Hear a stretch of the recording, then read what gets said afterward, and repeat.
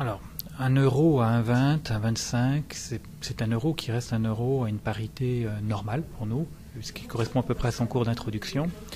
Et si on revient dans les anciennes monnaies, on retrouve des choses classiques. Donc c'est plutôt mieux qu'1 € à 1,50 € puisque ça permet de rémunérer mieux les producteurs pour des céréales exportées quand même en dollars. Donc c'est plutôt une bonne nouvelle pour les producteurs. Et on y voit là, dans cette baisse de l'euro, une remontée des cours en euros de nos grains, alors que les prix en dollars sont en train de se tasser. Donc oui, l'effet de parité monétaire est favorable à nos producteurs, donc in fine à nos exportations dans le futur. La Méditerranée est un de ces points d'échange majeurs, qui est atteint par les gens de la mer Noire, par l'Europe, mais aussi, si on passe par le canal de Suez, par l'Australie. Donc c'est un de nos concurrents sur ce marché-là, quand on dit Méditerranée moyenne-orientale. Donc là, par rapport à un concurrent australien, cette baisse de l'euro est tout à fait favorable, comme par rapport à nos concurrents de la mer Noire. Alors sur les marchés plus éloignés, comme notamment l'Amérique latine, en fait notre concurrent c'est l'Argentine.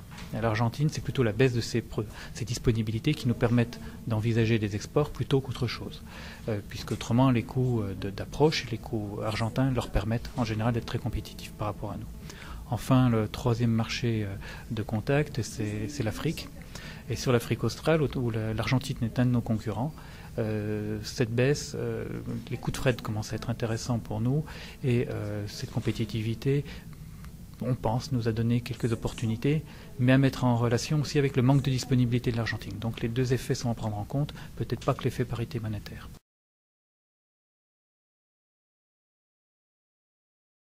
Le secteur est un secteur qui se couvre beaucoup sur les marchés à terme. Depuis, je dirais, 7-8 ans, la couverture sur le marché à terme est un facteur important de la gestion du marché. Donc ça, c'est une couverture classique de marché à terme.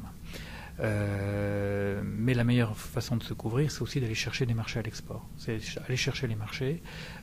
Donc nos opérateurs ont mis en place des structures d'exportation pour pouvoir vendre des blés de qualité à nos principaux clients. Et puis enfin, le mécanisme de couverture, je dirais, en cas de crise majeure, que nous n'avons pas connu sur le blé, mais sur l'orge cette année, c'est l'intervention européenne, qui est en train de fonctionner à plein actuellement, et qui sera conservée dans le futur d'une façon un peu plus allégée. Donc c'est bien ces trois outils qu'on utilise en permanence, sa capacité d'exportation, sa couverture sur les marchés à terme, et la régulation européenne qui intervient quand la crise est installée.